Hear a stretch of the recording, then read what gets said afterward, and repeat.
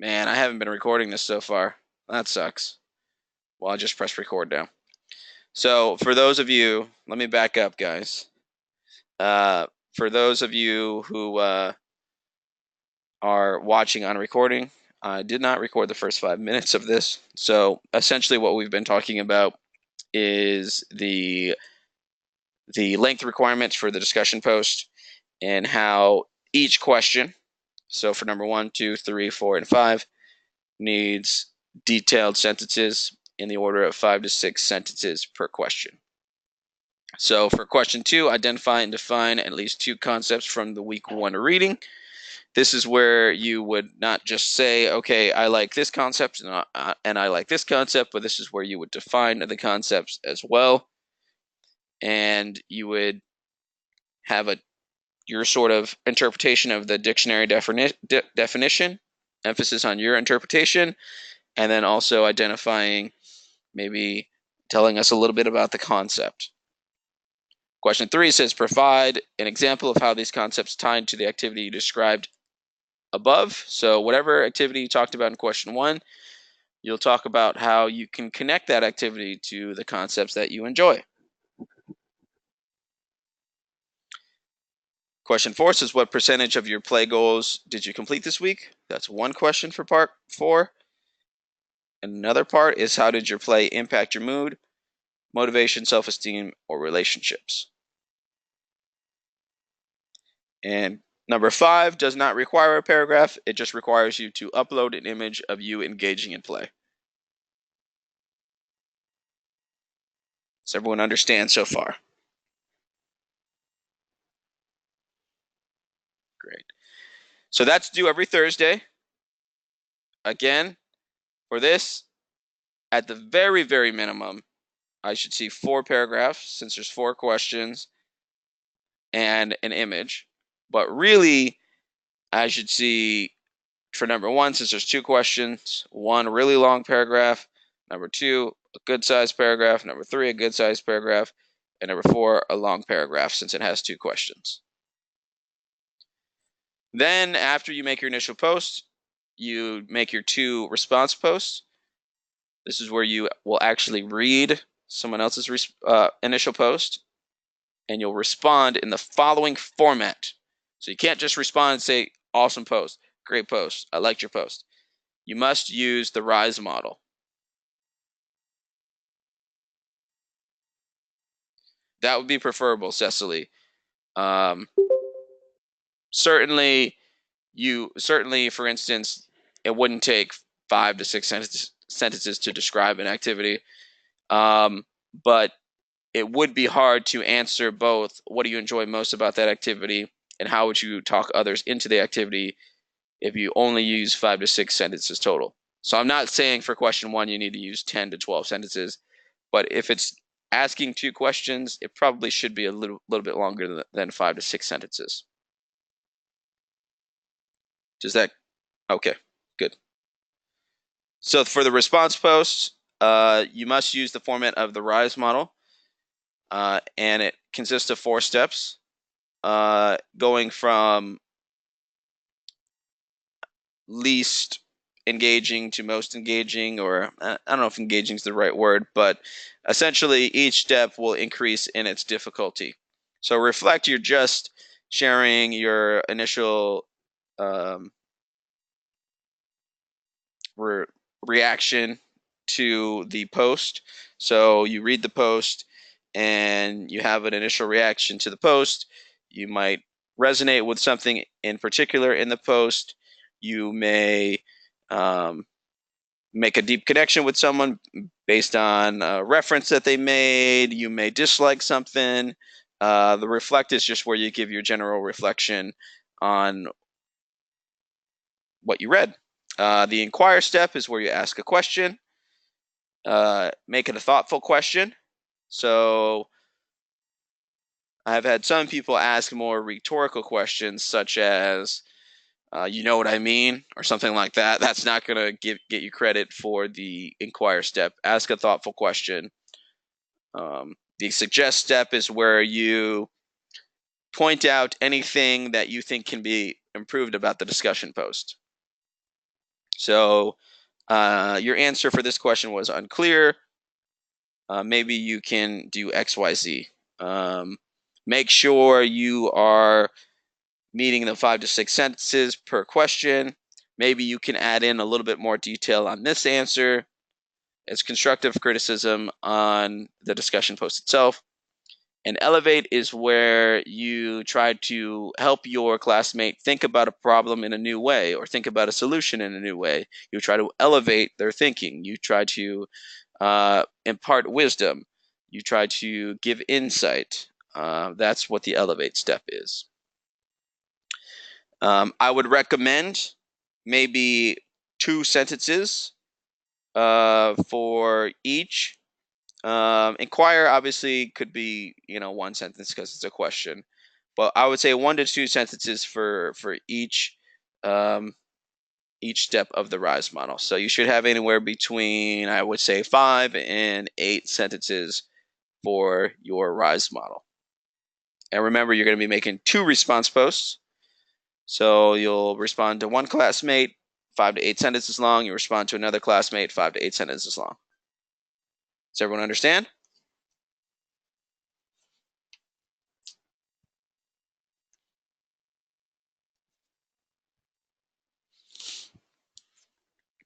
Great.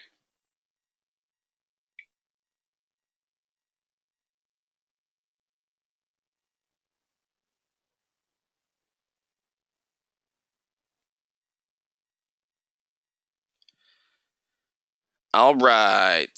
So is everyone clear on the discussion post? Do we have any follow-up questions on that?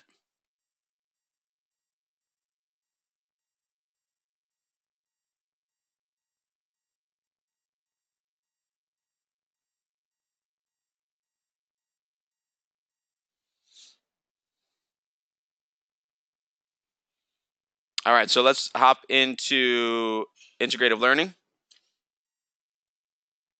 And for those of you who are on the recording, we spoke about how the readings have links in them, information that the instructors here at Full Sail have written ourselves, sometimes have videos, and the readings will inform both the discussion post and the brain teaser. So let's hop into the integrative learning. For each week, it'll give you different tasks to do that will total up to 6 hours worth of attendance.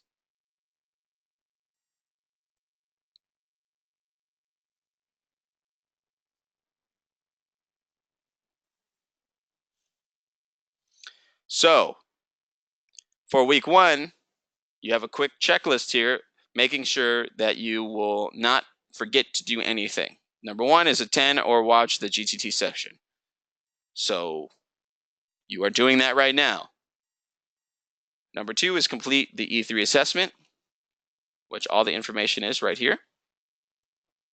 The E3 assessment is just going to give you information about yourself. You're going to give the instrument some information about yourself, and it's going to give you some information in return, giving you an assessment on certain qualities and traits. And then at the end of the class, you'll measure the same qualities and traits and see if there's any difference. That's all the E3 assessment is.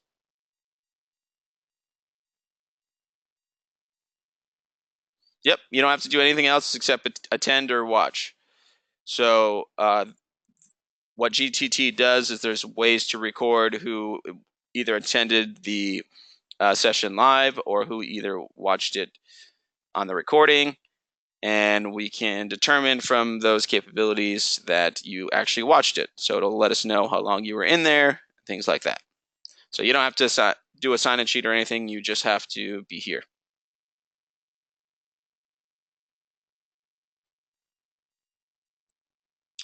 So number 3 is complete the weekly plan, which there's a template here to complete the weekly plan. We talked about the work, play, fit, push. It tells you what you need for each category. For the work category, we encourage you to put 3 priorities for each day. So instead of a broad category like work, you would tell me 3 things that you need to do at work that day. For play for each day, 1 thing each day. Try to mix it up. For fitness, remember it can be physical fitness, spiritual, mental fitness. and for push, things that push you outside your normal routine.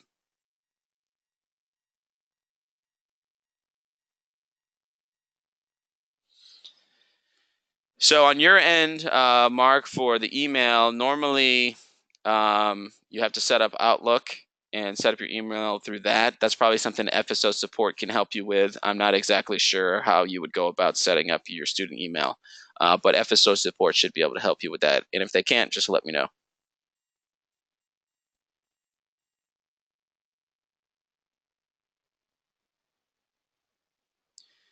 Let's go back up to the checklist, post weekly plan on discussion, and answer 2 reflective questions. So as you can see here, there is a discussion post as well. So what you would do is you would post your weekly plan and answer the 2 reflection questions. So if we go down to the instructions, it says post your weekly plan on the discussion post, answer the following questions in a full paragraph, 5 to 6 sentences. Create a goal for this month. And then number 2, after creating this plan, which area will be the most challenging for you, which will be the most easy or the easiest. You may refer to your E3 essentials as a reference. Also reply to at least one of your classmates. This is the time to help one another out, connect with your classmates. Some suggestions to get you started. Do you have a suggestion for your classmate? Do you want an accountability partner to make sure you stick with your plan? Could you possibly pair up with your classmate to help complete a goal? Maybe a new workout partner. So for instance, you'll post, let's see if anyone's done it yet. Let's go in there. No one's done it yet. Womp, womp. So you'll post your weekly plan, you'll answer these questions, and then you'll respond to at least one classmate. And there's no particular format for how you want to respond to the classmate, but we gave you some suggestions there. Is everyone clear on the integrative learning and what is expected of you?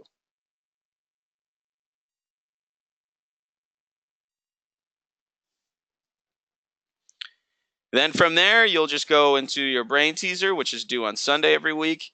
It is open book, but you'll have a much easier job if you simply read the readings first and then hop into the brain teaser. The brain teaser is 20 questions, and it will allow you to reinforce the concepts that you learned.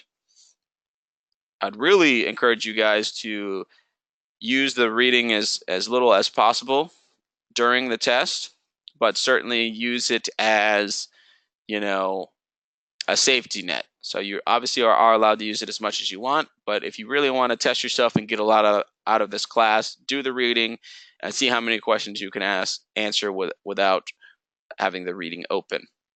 But again, certainly use the reading if you get stumped. Does everyone understand?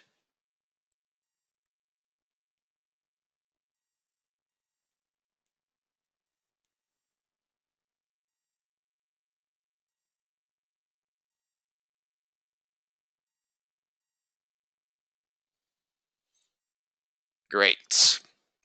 Any questions about the assignments or anything that I forgot to cover?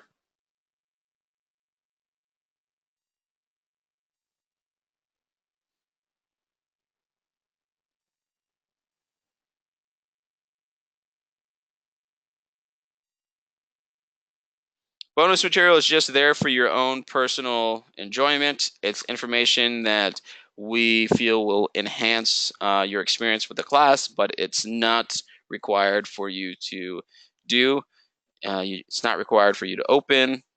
You don't have to do anything with that if you don't want to.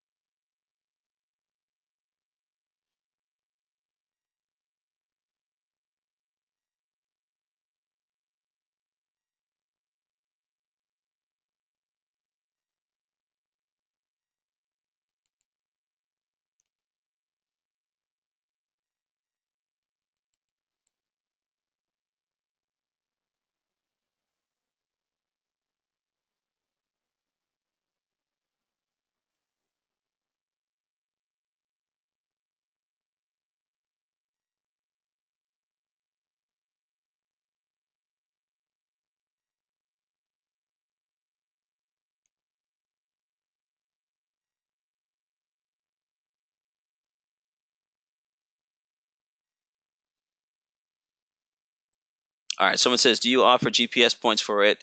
No, not necessarily, but it certainly looks good for your, like, for instance, if you miss an assignment and you come to me and you say, hey, Mr. Terrence, I missed this assignment because I simply just forgot. I may look at things like if you've been active on the community board, if you've done the bonus material to weigh whether or not I give you extra credit. So it's just a way to show your commitment to the class, but certainly not required.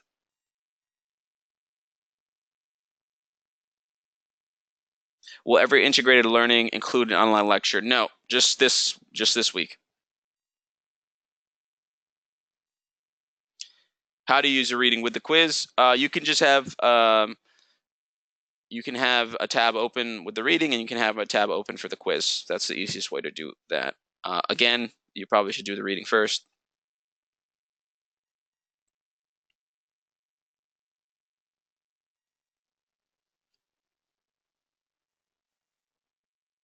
So you guys are section 3. So you would put section 3. I think I posted that in the instructions as well.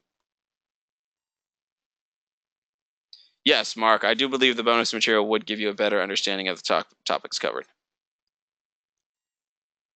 It just give you a deeper understanding about psychology in general.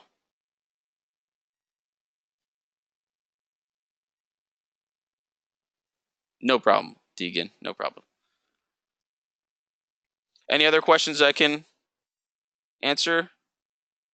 Someone asked, what if you accidentally click on the brain teaser? Will you be able to back out from it? No, once it's open, it's open. Once you back out, it'll consider it as completed. So don't open it unless you're ready to complete it.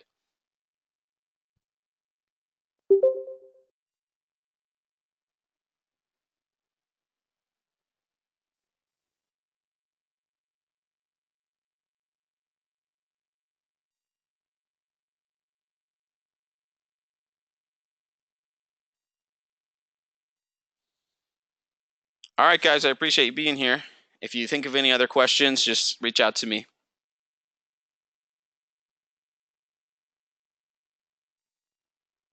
Have a good rest of the day, and I'll see you guys tomorrow.